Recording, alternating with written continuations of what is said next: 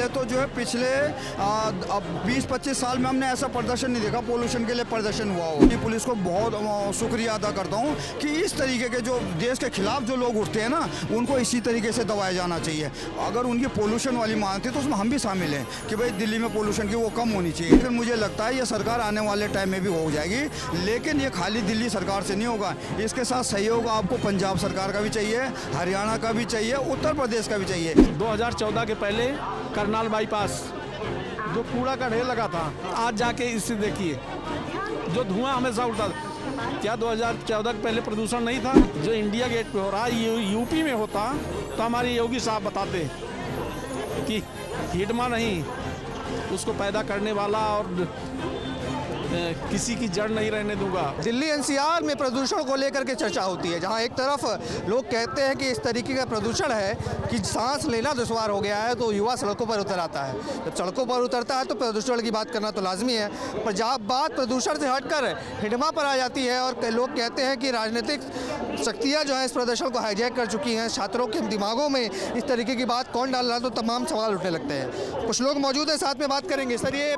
प्रदूषण का मुद्दा तो ठीक था, ये हिडमा और प्रदूषण दोनों को इंटर कनेक्ट करना किस तरीके से देखते हैं कि छात्रों के ऊपर चढ़कर कोई राजनीतिक दल इस तरीके के काम करवा रहा है? छात्र ही अब इस बात पर आ गए कि हिडमा ही बचाएगा प्रदूषण। देखो, पहले तो जो है पिछले 20-25 साल में हमने ऐसा प्रदर्शन नहीं देखा पोल्यूशन के लिए प्रदर्शन हुआ हो। लेकिन फिर भी हमको ये चीज़ ठीक लगा कि चलो राजनीति से प्रेरित होने से भी कम से कम पोल्यूशन के खिलाफ तो लड़ रहे हैं। लेकिन उनका असली रूप कब सामने आया? जब वो हिडमा वाली बात आई। वो नक्सलिस्ट जिसने जो है पूरे जो है उसमें नक्सलिस्ट एरियाओं को जो है एक आतंक का पर्याय बना दिया था। सैकड़ों हमारे जो जवानों ने जो है आहुतियाँ दे दी थी अपने उस नक्सलाइज को ख़त्म करने के लिए। उसकी जय जयकार जिस तरीके से हो रही थी वो एक देशद्रोह है, और जो उनके पास देशद्रोह वाली कार्रवाई होनी चाहिए। पुलिस की कार्रवाई के बाद कई लोग कह रहे हैं कि पुलिस ने बर्बरता दिखाई, छात्र थे, इस तरीके से उनको धर दबोचना, ज़मीन पर घसीट कर ले जाना, कहीं ना कहीं पुलिस की दादागिरी बता रहे हैं कई लोग। देखो, जो देश के खिलाफ जाता है ना, तो मैं तो भैया इसमें दिल्ली पुलिस को बहुत शुक्रिया अदा करता हूँ कि इस तरीके के जो देश के खिलाफ जो लोग उठते हैं ना, उनको इसी तरीके से दबाया जाना चाहिए। अगर उनकी पोल्यूशन वाली मांग थी तो उसमें हम भी शामिल हैं कि भाई दिल्ली में पोल्यूशन की वो कम होनी चाहिए। लेकिन जो सरकारें 25 साल में नहीं कर पाई, इस 25 महीने में दूसरी सरकार से तो उम्मीद करो कि वह पोल्यूशन फ्री कर दे। पोल्यूशन के भी कई कारण होते हैं ना।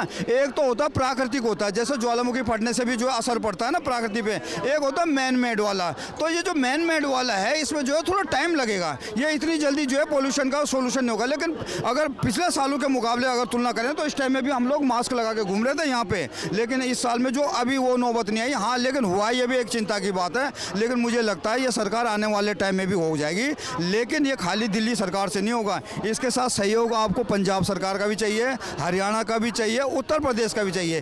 तब जाके खाली हम सरकार को दोष नहीं दे सकते, और कहीं ना कहीं समाज को भी जिम्मेवारी लेनी पड़ेगी। ये जो कुछ महीने रहते हैं, इनमें कंस्ट्रक्शन वाले काम नहीं होने चाहिए, जो धूल गर्दा और गंदगी जो हमने जगह जगह नहीं फैलानी चाहिए। हमको खुद को भी जिम्मेवार होना पड़ेगा। ये सब है। और लोगों से जानेंगे सर, ये प्रदूषण और हिडमा दोनों को इंटरकनेक्ट करना, और युवा कहीं ना कहीं इस तरीके की बातें करता है, तो क्या लगता है कि राजनीति गलत दिशा में जा रही है देश की? जो पुलिस वालों ने किया इंडिया गेट पे, सुरक्षा विभाग को ऐसा करना चाहिए। वो आतंकवादी कितने जवानों को जो है कितनी बार ब्लास्ट किया, और उसके समर्थन में इंडिया गेट पे जो है लोग अनशन पे बैठ रहे हैं। और उसके खिलाफ प्रदूषण का 2014 के पहले करनाल बाईपास जो कूड़ा का ढेर लगा था, आज जाके इससे देखिए जो धुआं हमेशा उड़ता था। क्या 2014 के पहले प्रदूषण नहीं था? कभी इस तरह से कोई हंगामा हुआ?